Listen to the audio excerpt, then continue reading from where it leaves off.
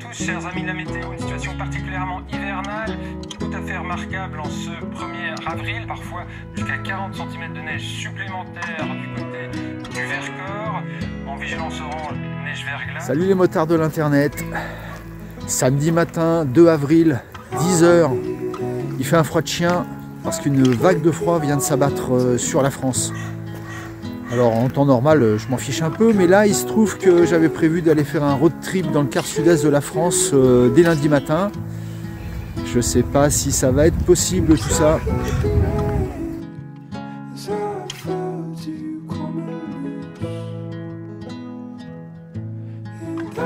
En général, quand la météo me fait des surprises, ça va rarement dans le bon sens et je suis jamais tellement gagnant. Alors, t'imagines bien qu'au moment où j'ai enregistré ces images, j'étais vraiment loin de me douter que j'allais pouvoir faire mon escapade dans le sud-est comme prévu, avec cerise sur le gâteau, du soleil pendant tout le voyage.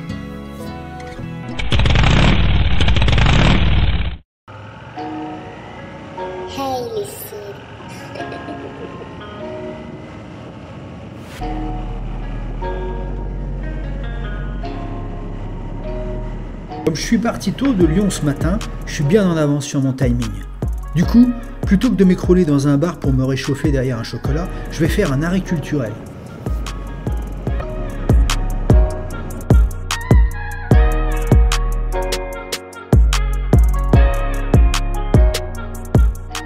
Finalement, la météo est pas si nulle que ça. Il fait assez froid, il y a de la neige un peu partout, mais ça passe. Du coup, j'ai décidé de visiter le palais idéal du facteur cheval. Ça fait des années que je passe devant ce truc, des années que je veux m'arrêter, j'ai jamais le temps. Du coup, ce matin, allez, je me lance.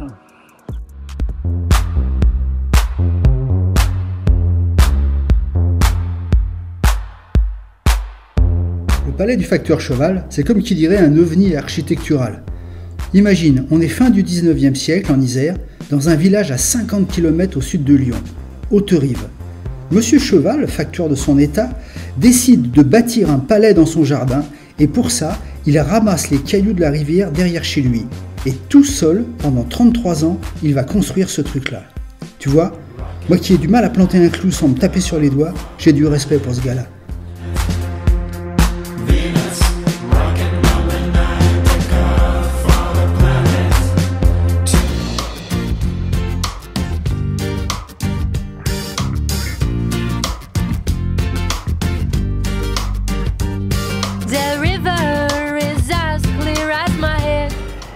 Si j'avais jamais découvert le Vercors, c'est sûr, mon parcours de motard aurait été bien différent. Oh, ne rigole pas, imagine Christophe Colomb qui passe devant l'Amérique sans s'arrêter. Bon, ok, la comparaison est un peu osée, mais l'essentiel est là. C'est ce massif qui m'a fait aimer les paysages de montagne et les routes pas possibles. Et crois-moi, ici dans le Vercors, à ce niveau-là, on n'est pas déçus.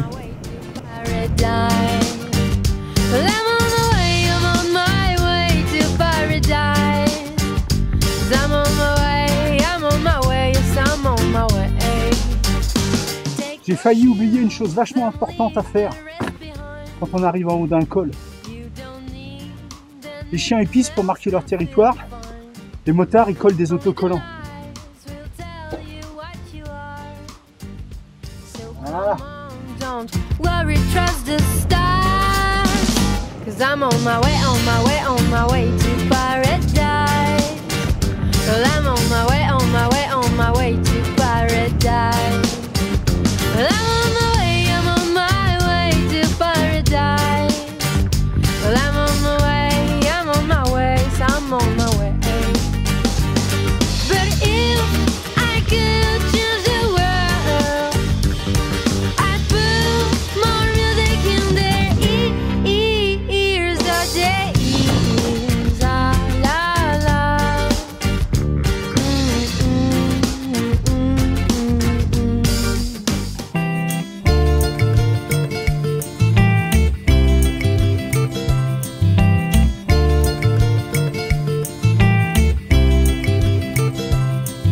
Il a bien fallu que je l'abandonne mon Vercors. J'ai réservé une chambre dans le village de Malocène au pied du Mont Ventoux, en Drôme provençal. Du coup, si j'arrive suffisamment tôt, je grimperai à son sommet. Mais pour le moment, je quitte la ville de Die pour prendre la vallée de la Roanne, direction le massif des Baronnies.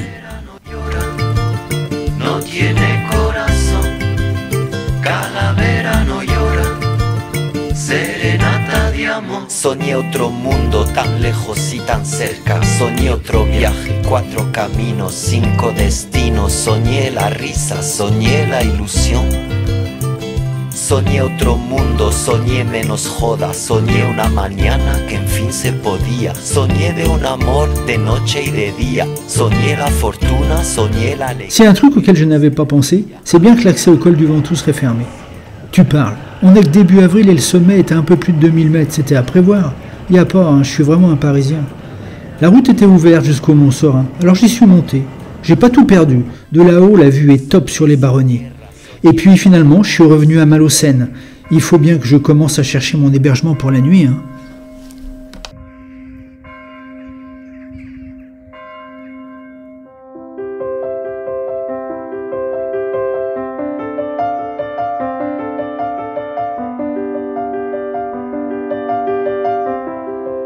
Bon, la première des choses à faire ce matin, c'est d'aller se dégoter de quoi déjeuner. Très bon le pain au chocolat pour la santé.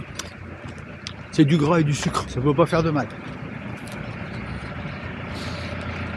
Les grands sportifs mangent du pain au chocolat. Les top modèles aussi d'ailleurs. Miss France mangeait des pains au chocolat. Tu vois pas mon pain au chocolat? C'est bon pourtant. Ah, il me le bouffe! Attends, tiens, regarde. Tiens, regarde. Deuxième opération importante, c'est d'aller récupérer Suzy. Elle a dormi dehors, face à l'église. J'espère qu'elle est toujours là.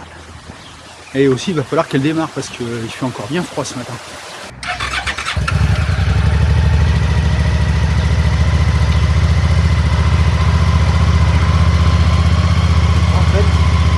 C'est quoi? Après 3 heures de préparation, je crois qu'on est enfin prêt à partir. J'emmène Suzy voir la mer. Elle l'a jamais vue encore. Elle est toute jeune, pour la comprendre.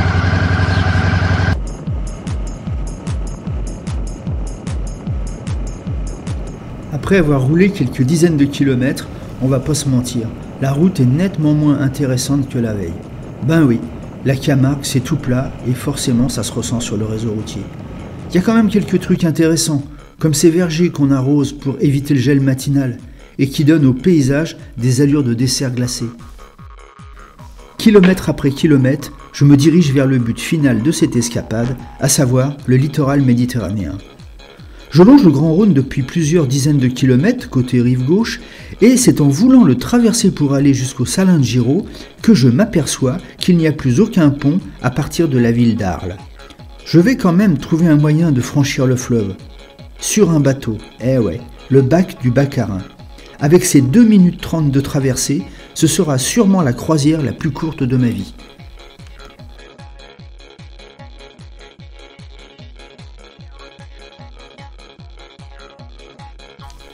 La traversée des Salins de Giraud doit être un moment magique, quand on est à la bonne saison. Par contre, aujourd'hui, beaucoup de bassins d'extraction sont vides. En juin, normalement, ils sont tous remplis et la bactérie qui s'y développe donne à l'eau cette couleur rouge si caractéristique. La Camargue, elle est belle, mais uniquement si on sait la découvrir. Ça demande un peu de travail, c'est vrai, un peu de travail de préparation avant de sauter sur sa moto. Ok, c'est promis, j'essaierai de faire mieux la prochaine fois. Voilà, c'est la fin de cette vidéo. Je suis arrivé au bout de ma destination, au Salin de Giraud. Après, il y a la mer, je ne peux pas aller plus loin. Je vous souhaite à vous aussi de faire d'agréables balades. Prenez soin de vous, mais